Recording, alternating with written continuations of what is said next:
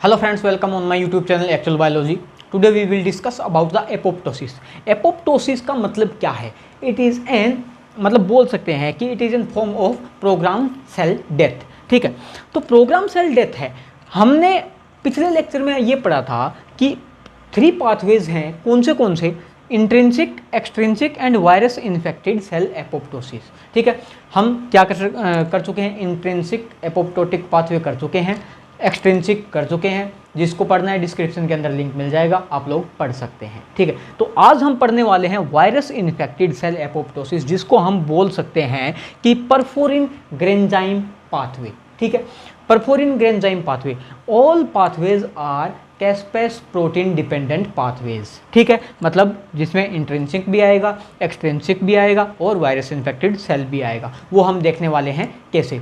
तो हम आज पढ़ने वाले हैं परफोरिन ग्रेंजाइम पाथवे, या फिर बोल सकते हैं कि वायरस इन्फेक्टेड सेल जो है कैसे मतलब कुछ प्रोटीन्स का सिंथेसाइज करके कैसे सेल डेथ कर सकती है। ठीक है, कि सेल के अंदर के कौन से कंपार्टमेंट को या फिर कौन से जो है सेल के अंदर जो ऑर्गेनेलिज है, या फिर बोल सकते हैं कि कोई भी चीज़ है या फिर डीएनए है, उसको कैसे वो मतलब डैमेज करेगा। ठीक है, और कैसे मतलब सेल को डेथ करेगा या फिर डेड करेगा। ठीक है, तो देखते हैं। देखो, फर्स्ट हम मॉलिक्यूलर पाथवेज कर रहे हैं। ठीक है, मॉलिक्यूलर लेवल पे कर रहे हैं और काफ़ी इंपॉर्टेंट भी है। देखो, ये कोई भी वायरस है, इस एक सेल को इन्फेक्ट कर रहा है। अपने को पता है वायरस को इन्फेक्ट करेगा तो जो भी वायरल डीएनए है, जेनेटिक मटेरियल है वायरस का, वो सेल के अंदर आएगा। ठीक है, सेल के अंदर आएगा तो वो प्रोटीन बनाएगा। ठीक है, अपने को पता है कि वायरस जो मशीनरी को यूज़ करके एक सेल की वो अपना प्रोटीन का फॉर्मेशन करेगा। अब वो प्रोटीन कहाँ जाएगा? वो this protein goes to the cytotoxic T cell. ठीक है, इसके लिए स्पेशल रिसेप्टर प्रेजेंट होगा। ठीक है, प्रोटीन जाएगा और ये प्रोटीन्स कहाँ जाएगा? साइटोटॉक्सिक टी सेल के अंदर। अब क्या होगा यहाँ पे जो है पाथवे, मतलब काफ़ी इंपॉर्टेंट रोल है। तो मतलब क्या होगा, हेयर द प्रोटीन फॉर्मेशन कौन से? Granzyme and perforin. ठीक है, ग्रेंजाइम और perforin. Granzyme is an serine protease. ठीक है, सेरिन प्रोटीएज होगा। अच्छा, अब ग्रेंजाइम का स्ट्रक्चर क्या होगा?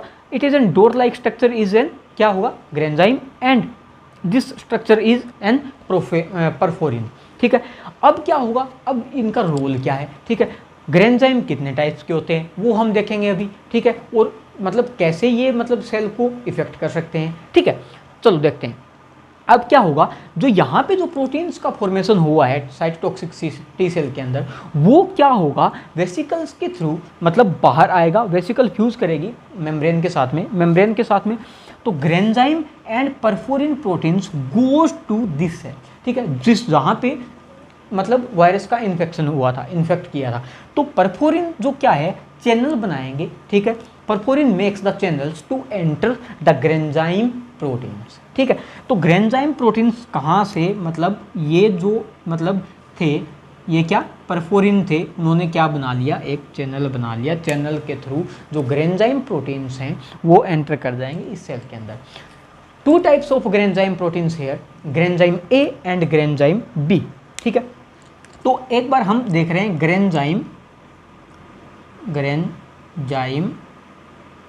B.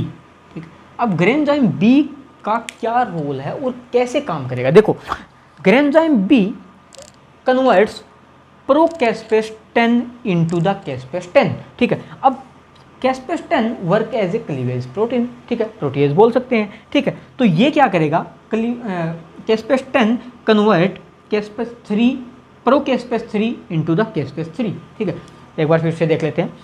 कैस्पेस 10 convert procaspase 3 into the caspase 3 and caspase 3 is responsible to convert ICAD into the CAD। ठीक है, मतलब ICAD and convert into CAD। अगर इनकी फुल फॉर्म देखनी है तो डिस्क्रिप्शन के अंदर आपको मिल जाएगी, आप लोग देख सकते हैं। ठीक है, तो अब क्या है, अब कैस्पेस 3 का काम क्या है और CAD का काम क्या है? CAD is responsible to degrade the DNA। ठीक है, अच्छा, ये तो ठीक है। अब डीएनए का अगर डिग्रेडेशन हो गया सेल के अंदर तो वो सेल कैसे सर्वाइव कर पाएगी? वो एपोप्टोसिस होगी। अच्छा, अब आता है कैस्पेस 3।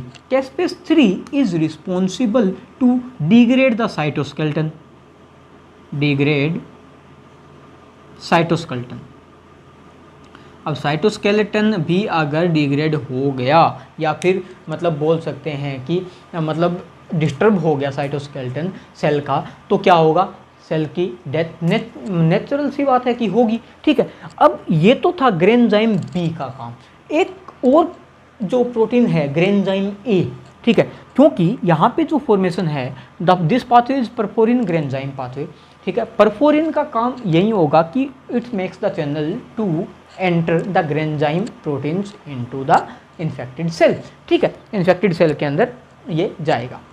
ठीक है, लेकिन फॉर्मेशन कहाँ होगा, एक साइटोटॉक्सिक टी सेल के अंदर होगा, किसका, ग्रेन्जाइम एंड परफोरिन सेल का, मतलब प्रोटीन्स का। ठीक है, अब देखते हैं, देखो क्योंकि ये प्रोटीन्स जितने भी जा रहे हैं ये किसका फॉर्मेशन करेंगे, वहाँ पे ग्रेन्जाइम एंड परफोरिन प्रोटीन्स का। ठीक है, तो अब क्या है, ग्रेन्जाइम बी, यहाँ पे एक ग्रेन्जाइम ए प्रोटीन्स भी है, ये है granzyme A. Granzyme A protein makes the SET complex.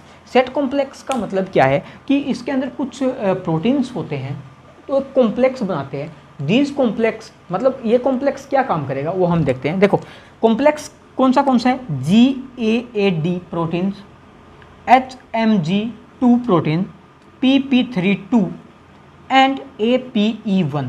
This is the SET complex.